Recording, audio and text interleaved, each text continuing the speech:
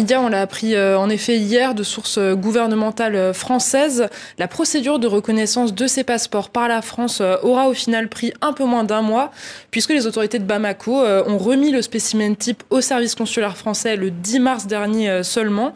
C'est une étape qui était pourtant indispensable à sa reconnaissance, et c'est donc cet envoi tardif qui a bloqué pendant plusieurs semaines les démarches de certains citoyens maliens. Sur les réseaux sociaux d'ailleurs, certains s'en étaient plaints. Écoutez cet homme, il raconte un épisode qui aurait eu lieu selon lui à l'ambassade de France à Bamako.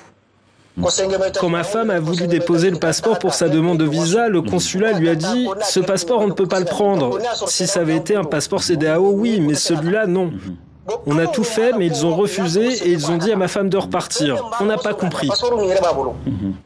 De notre côté, on a eu vent de plusieurs imbroglios similaires, mais le 29 mars dernier, le colonel Mamadou Sougouna s'était exprimé sur la chaîne malienne ORTM. Il avait tenté de rassurer les Maliens.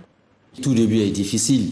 Effectivement, au tout début, on a des concitoyens qui ont dû avoir des problèmes de visa, notamment dans certaines chancelleries, pas toutes. Bien avant le 29 janvier, et nous avons accompli ces formalités en envoyant une note technique détaillant toutes les modifications apportées aux 2 pages de couverture.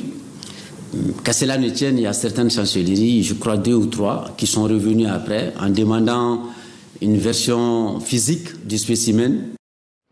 Depuis la fin de la semaine dernière, en tout cas, la situation est donc réglée puisque les autorités françaises ont terminé la procédure de reconnaissance de ce passeport AES malien. En revanche, c'est toujours pas le cas des passeports AES burkinabés et nigériens puisque les démarches n'ont pas été enclenchées. On a tenté de joindre les gouvernements de Ouagadougou et de Niamey à ce sujet, mais sans succès.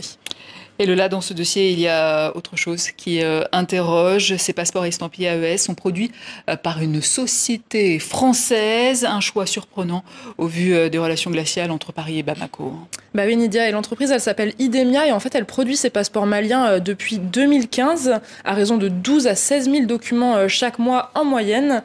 Mais la relation entre cette société et les autorités maliennes, elle n'a pas toujours été simple. Souvenez-vous, en septembre 2023, Bamako annonce un nouvel ajournement de l'élection présidentielle pour des raisons techniques et parmi ces justifications, les autorités évoquent un litige avec la société Idemia sur un autre contrat que celui des passeports. C'est un contrat qui vise à établir un registre de la population malienne. À l'époque, Bamako accuse Idemia de prendre en otage ces données. Idemia dément formellement. On a interrogé leur porte-parole à ce propos. Nous, notre responsabilité, c'est de mettre à disposition, en l'occurrence du ministère, une base de données qui répond aux normes de sécurité, qui répond aux normes de protection des données. On installe dans un pays un système qui héberge les données localement. On n'a absolument pas accès à ces données, nous.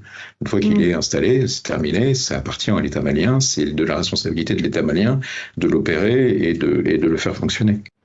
En février 2024, le gouvernement malien avait montré à la télévision nationale d'ailleurs ce qu'il présentait comme un groupe d'informaticiens visage flouté et qui assurait avoir récupéré ces données. Pourtant, comme vous le savez, depuis les autorités maliennes n'ont toujours pas fixé de nouvelles dates pour la tenue de ces élections.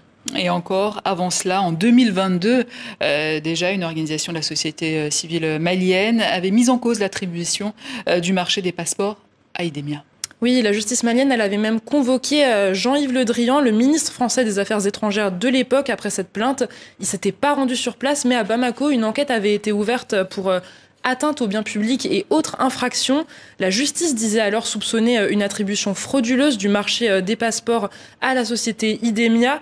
Elle assurait que le fils du ministre, Thomas Le Drian, était lié à cette entreprise. Là encore, Idemia dément formellement. On dépend toute implication de Jean-Yves Le Drian ou de Thomas Le Drian dans nos activités et dans une activité commerciale. Aucun des deux n'a jamais travaillé ni pour ni chez Idemia, ni pour le compte d'Idemia, ni chez Idemia, ni en tant qu'apporteur d'affaires, ni à aucun autre titre.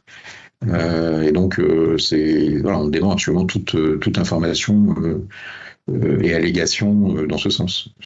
En tous les cas, le contrat entre Idemia et les autorités maliennes se termine fin 2025 et à ce stade, aucune discussion n'est en cours pour le renouveler. Merci Lola Colomba pour cette enquête.